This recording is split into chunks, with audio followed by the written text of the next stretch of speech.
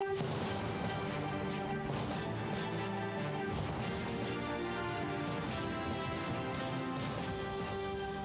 welcome back to Countdown. I'm Barton. Anna is away this week. We're back with Yannick Naud, portfolio manager at Devon King. So, Yannick, we had Angela Merkel's sister party win an outright majority in Bavaria. That's good for her hopes next weekend, although her coalition partner, the Free Democrats, didn't get the required 5% vote threshold, which makes next weekend's election even the more interesting, doesn't it? Yes, we know that Angela Merkel, we knew before that Angela Merkel will be the next chancellor, and now it seems pretty obvious. What we don't know if it will be with a grand coalition or with the FDP, the Free Democrat.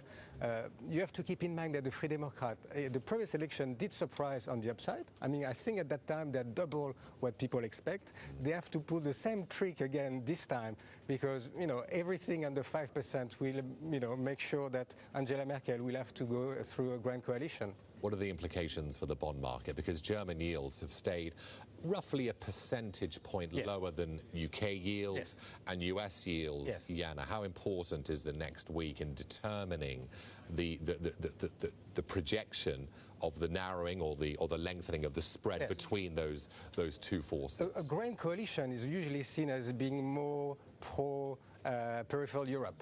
So the consequences could be that the narrowing of the spread between the T-bond and the Bund, so a higher Bund rate, and maybe a bit, the spread being lowered for Italy or Spain or Portugal. That could be the first consequences of a grand coalition. It's very important for Germany because they still have some, domestic political issue, but obviously it's very important for Europe. We have today the people of the Troika visiting Portugal in order to assess how the country is progressing. There's still a lot of things that need to be doing in Europe, and we see today that Obama is going back into the domestic agenda.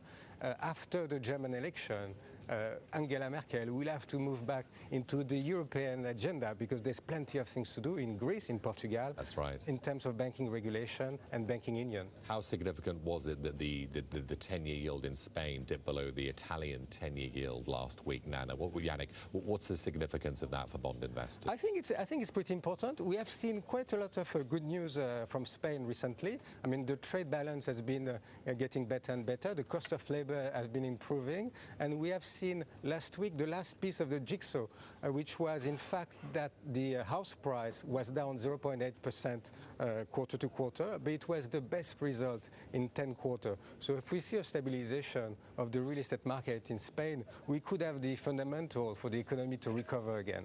What do we buy then? You're a bond man, Yannick. Well, I think given the result of the election in Bavaria, there is a slightly higher chance for a grand coalition, and therefore peripheral European countries should do better. So it means Portugal, Spain, and Italy. Okay, thanks, Yannick. Thanks for joining us. See you soon. Yannick Naud there, portfolio manager at Devon King. Well, it's 5 years since the collapse of Lehman Brothers, Europe's financial centre.